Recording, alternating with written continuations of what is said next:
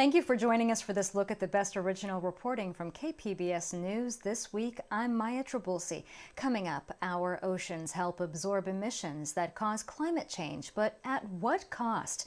Environment reporter Eric Anderson looks at the research happening off of our coast. Doing something as simple as visiting an ATM isn't so easy in Imperial Valley. Race and equity reporter Christina Kim explains how the region has become a banking desert. And at the end of this newscast, we'll revisit this week's big introduction of the new Padres manager, Bob Melvin.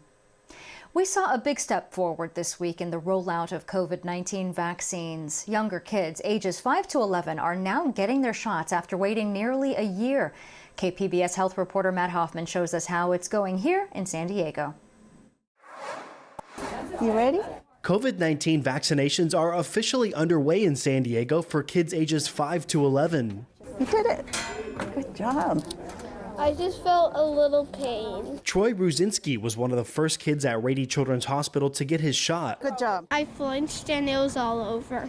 I really wanted it to get vaccinated so I wouldn't get COVID. His mom, Juliana, says she decided to get her kids vaccinated to protect them and other immunocompromised family members. We've been waiting for it for a while. It's just one more layer of protection for them and for our family. Vaccinations for younger kids do require parental permission, and while the doses are smaller than ones for adults, children still have to come back for their second shot.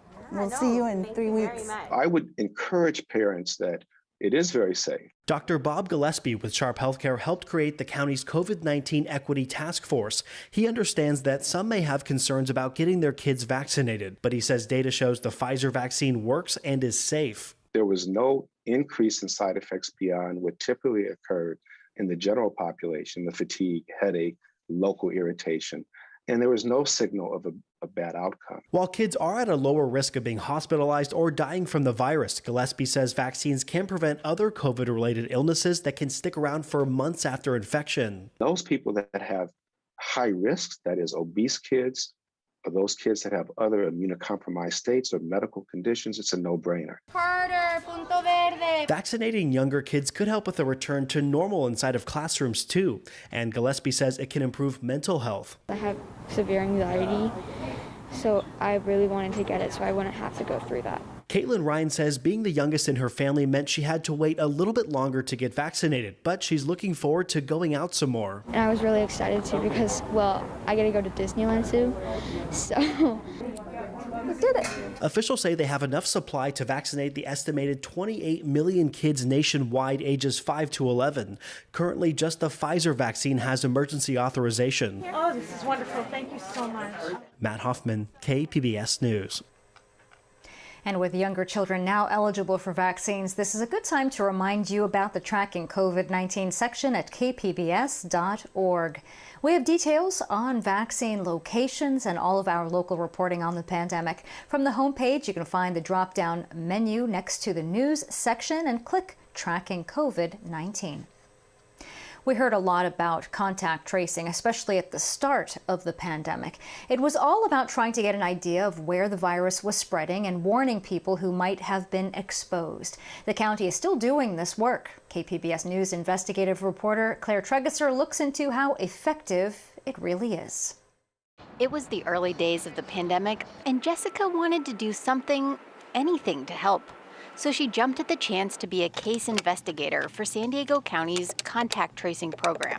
It was a pretty steep learning curve. We were thrown into the mix within just a few days of training. But after a few days of pretty rigorous training, I would say that I caught on pretty quickly. KPBS is not using Jessica's real name and has distorted her voice to protect her livelihood. She is part of a contact tracing program that at one point employed nearly 1,000 people and has so far cost the county millions. Despite this commitment, it became clear within months that it wasn't nearly enough to stop the spread. During the summer surge of 2020, just 11% of people with COVID-19 were being contacted by a case investigator within a day, far short of the county's goal of 70%. Now, more than 18 months into the pandemic, experts are looking back on the program to examine how it could have been changed to be more effective. Rebecca Fielding-Miller is an epidemiologist at UC San Diego. Contact tracing is the most useful when you think of it as putting out flare-ups rather than dealing with a wildfire. So in the very beginning, February, March, April, it was really important to catch those flare-ups as quick as we could. But of course, it was hard with how hard it was to get a test and how long the turnaround was. I think when we got into the real peak of it, you could not tamp down that wildfire with case investigation and contact tracing. County officials would not agree to be interviewed for this story, but county spokesman Michael Workman insisted in emailed responses to questions that the program is worthwhile. Still, he acknowledged that even now, the county is only able to reach and interview about 50% of people exposed. Jessica feels her work has made a difference, but the job has taken a significant toll on her mental health, especially since the COVID vaccine became available and the virus became even more politicized. People will scream at her and tell her she can't control them, and that COVID is a myth. It can feel like a Sisyphean task at times when there are folks who just don't want that information or potentially are going out into the community after perhaps they've tested positive or have been exposed, knowing that they are potentially probably exposing other people to this virus, and knowing that there are some people who don't stop to think about how that can be affecting other people in their own community. It's a heartbreaker. Then another setback. As vaccination rates increased and case counts decreased in the spring and early summer, the county cut back its contact tracing staff by nearly half. Then, as the Delta variant surged, the county tried to hire back the contract tracers who'd been laid off. Cases will likely surge again over the holiday season. But in 2022 and beyond, as COVID becomes endemic, not a pandemic, contact tracing will prove especially useful.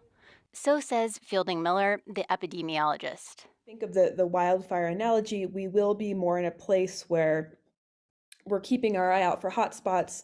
The quicker you can stop a hotspot from spreading, the better off everybody is going to be. Meanwhile, for Jessica, the heartbreak continues. I just had someone call me yesterday asking me if the county could help in any way because she was going to miss 10 days of work and her employer was not providing any kind of sick pay for her. Despite the stress, she will keep working as long as she's needed.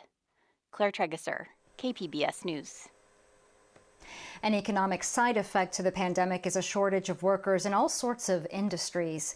That includes schools. KPBS education reporter MG Perez tells us about the high demand for substitute teachers. So do it at home and turn it in. Samantha Moan, Miss Sam to her students, is a new substitute teacher this week here at Montgomery Middle School in Linda Vista. This is 7th grade social studies class. It's a long way from the law firm job she used to have. The COVID-19 pandemic left her wanting more for her future. A bachelor's degree and the state's 30-day emergency teaching permit brought her here, on the road to a full teaching credential someday. This job helps me see the real issues that kids are facing today, see what I can do to help, and honestly see the holes in the education system that we have today, and then hopefully when I can get my degree, figure out ways where I can be the bridge to fix those gaps. Miss Sam and other qualified college graduates are in high demand as substitute teachers in San Diego Unified and most other districts in the county. COVID confusion and uncertainty has emptied the teaching pool. A sub job used to pay about $125 a day, but now look at the substitute teacher daily pay rate in some local districts. San Diego Unified starts at $172 a day, up to $285 a day for a long-term resident sub. In the Escondido Union High School District and Poway Unified School District, the pay rate is $180 to $200 daily. And in the San Isidro District, the pay is at a high of $225 to $285 a day. We're all looking for substitute teachers, bus drivers, paraeducators, those folks who work directly with our students. If you have a passion for kids, any district in the county would love to have you. In August, Governor Newsom tried to support the situation with an executive order. The order allowed retiring teachers to return to work immediately, doing away with a 6-month waiting period. Samantha Moan will finish her assignment at Montgomery Friday, then look forward to her next lesson. It's a very hard career, but it is super rewarding. And those are the little bits that I need to focus on, because those are what keeps me going. School districts look forward to many more substitutes willing to trudge this road of education. MG Perez, KPBS News.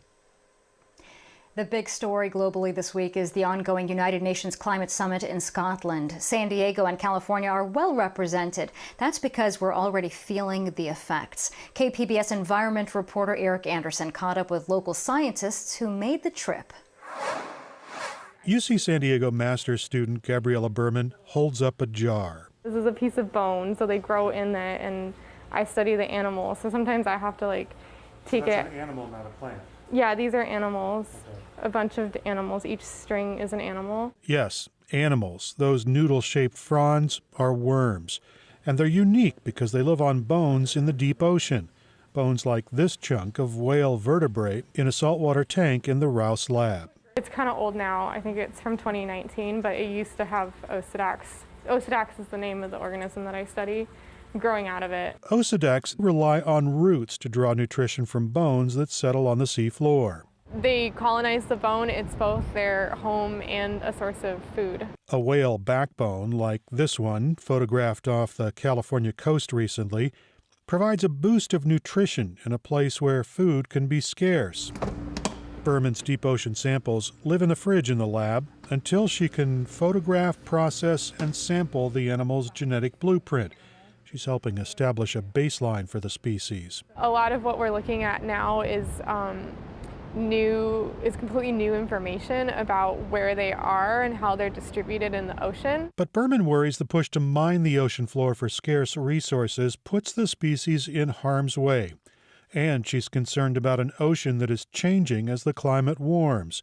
That's one reason why she plans to go to the climate conference in Glasgow, Scotland. That conference and the deliberations of all of the nations that are part of it really rely on science in order to inform the way that they approach the problem of climate change. Margaret Leinen is the director of the Scripps Institution of Oceanography.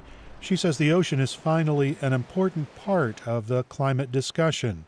93% of the heat that's been generated from greenhouse gases is in the ocean, 93%. So it has really protected us from far greater impacts on land. A recent UN climate report concludes the world isn't moving fast enough to change in the face of climate change. The UN Secretary General says time is running out to meet the Paris Climate Accord greenhouse gas reduction targets, and the UN chief, Antonio Guterres, says there is a leadership gap. But Leinen remains optimistic that the scientists and world leaders will make progress at COP26, the Conference of Parties gathering in Scotland. The role of advocacy is to say, do this as rapidly as we can. And the role of sort of the pragmatic negotiators is to say, this is how fast we can do it without killing our economy. And somewhere in between is what actually gets put on the table at COP. If we're going to save the world, we're going to do it with batteries. Michael Ferry is the director of energy storage and systems at UC San Diego. He says batteries are uniquely positioned to help decarbonize two of the economy's largest and most important sectors. The first is the power sector, which is electricity production and supply, and transportation, which is, of course, how we move ourselves, how we move our goods, our food, and all of the other necessities of our modern world. Ferry says electric cars and utility-scale battery storage is getting better and more efficient. He says advances in the past 5 years prove the technology is already mature enough to have a positive impact. California hit a milestone this past June when, for about 10 minutes, 4% of the state's electricity was supplied by batteries. Ferry will be in Glasgow next week to huddle with other scientists. He says he looks forward to seeing the United States reestablish itself as a leader in addressing climate change. I think it's incredibly important. And I think we have to be, again, optimistic. We have to be bold. And we've been doing that in California for the last 15 years when it comes to climate change. And we have results to share with the world. Ferry says if it can be done in California, it can be done elsewhere. Eric Anderson, KPBS News. Many of the stories in this newscast are among the most popular this week at kpbs.org. Others include the racist comments that county supervisors called out during a public comment section this week. COVID rules are changing Monday for international travel. We have a rundown of what you need to know. And the investigation from our partners at iNewsSource into troubles for veterans who are trying to seek care outside of the VA system. The family of a man killed by Border Patrol says it's waited too long for answers. Tanya Thorne reports on their call to investigate secret shadow units that allegedly cover up agent misconduct. It's been 11 years since the death of Anastasio Hernandez Rojas, who was beaten by Border Patrol agents near the San Isidro port of entry. The medical examiner ruled Anastasio's death a homicide, but no charges against the agents involved have been filed.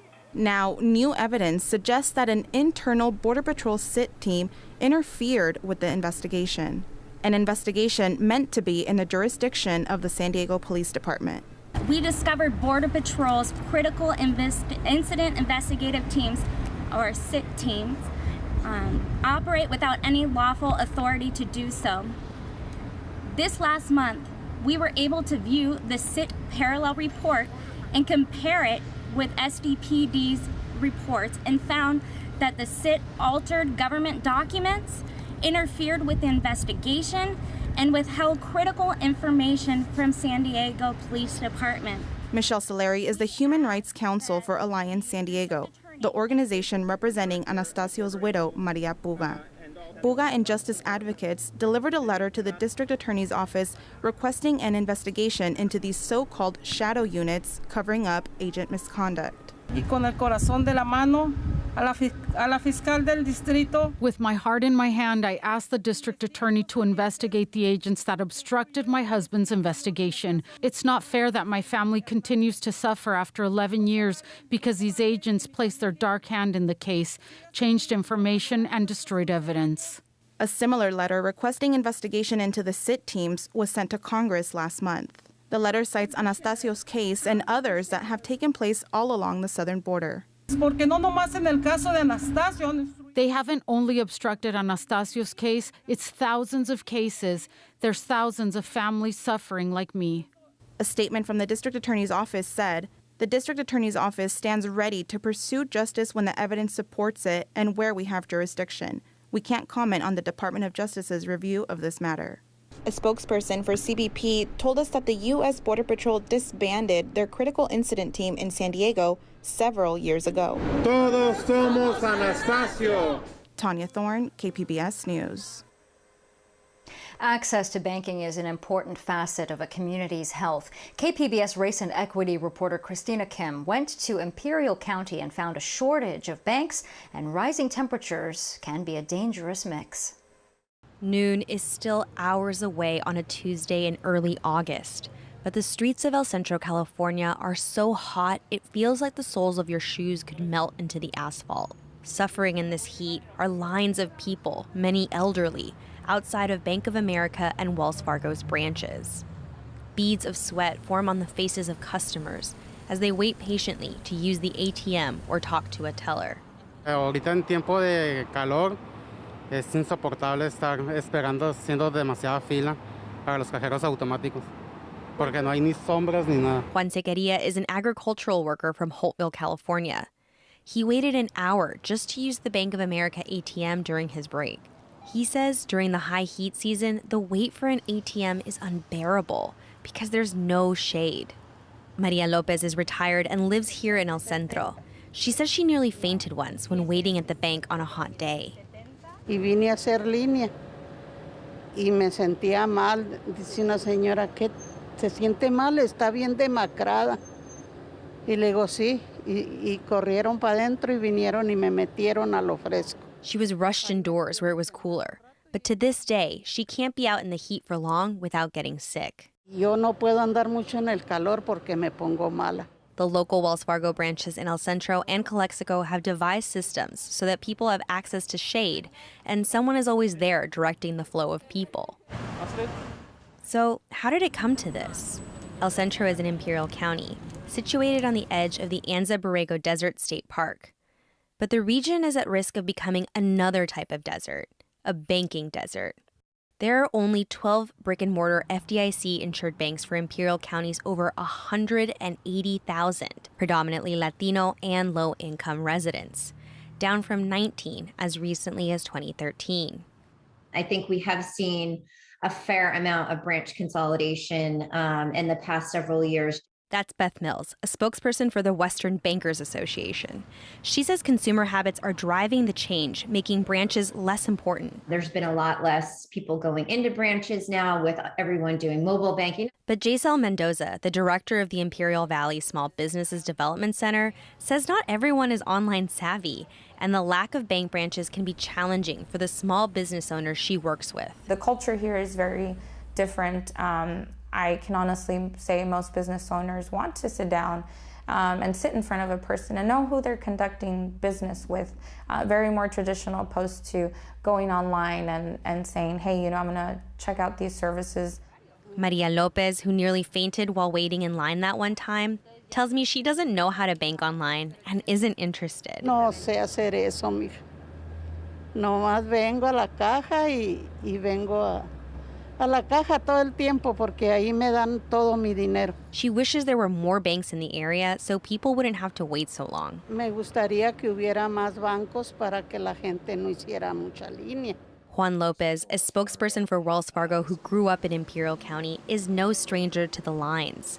His own mom likes to go in and talk with the teller. I ask him if he thinks more branches would help alleviate the lines. Probably not the best person to answer that, but I would say a very strong maybe. He does say, however, that when the branches started to close in Calexico a few years ago, the lines got longer. As those shutter and leave the community, the lines just get, progressively worse because we're the only bank there in Calexico. Less than a mile from the Mexico border and littered with cash checking places, Calexico only has the single Wells Fargo branch, where lines can take up to 3 hours. California State Senator Ben Hueso represents Imperial County. He told KPBS in a statement that banking access is, quote, a huge problem in the valley. Hueso has co-authored 2 recent bills that have paved the way for public banking options, which he says are needed because, quote, this issue is not going away. For now, though, people are still lining up at Imperial's few bank branches, no matter what the thermometer reads. Cristina Kim, KPBS News. It's been an exciting week for sports in San Diego, starting with the Loyal. The soccer club plays its first ever playoff match on Friday night. If they can beat San Antonio, they might host a playoff game next weekend at USD's Torero Stadium, depending on how the rest of the league shakes out. We caught up with the team for this week's KPBS Roundtable podcast, which is now available for streaming. And it's a fresh start for the San Diego Padres as well. The team's new manager is settling in after being introduced to the media this week. KPBS reporter Melissa May tells us about the big hire. Very special welcome to our... The Padres picked a veteran manager with a playoff track record to take over a team that underperformed expectations last year. Former Oakland A's skipper Bob Melvin has agreed to a 3-year contract to become the 22nd manager in franchise history. The number one thing that stood out to me personally was Bob's burning desire to win a championship as a major league manager, which is probably about the only thing he hasn't done yet in this game as a major league skipper. Padres general manager A.J. Preller says Melvin was at the top of the club's list of manager candidates. His leadership style stands out, holds players accountable. He has honest and tough conversations and looks forward to that with players, while still motivating players to go out and play for him and for the organization. Melvin remembers one game in particular when he came to Petco Park as the A's manager. We came here on a Tuesday night, there were 40,000 people here, and it was electric. You would have thought it was the playoffs, and it resonated with everybody in our dugout. We're all looking around at each other going, wow. Melvin called Petco Park a true destination, but also named a few other reasons for coming to San Diego. The fan base and the enthusiasm here and the roster. I mean, the roster is the real hook. The Padres manager ended his remarks by making it clear that he knows what the team and its fans expect from him: winning. It's all about winning at this point. When you have a roster like that and you have all the people that give you the resources and the backing to do it, I don't know that there's a better destination in baseball to be able to come, so I'm a lucky man. Melissa May, KPBS News. And we hope that you enjoyed this look at KPBS News this week. I'm Maya Trabulsi. From all of us here at KPBS, thanks for watching.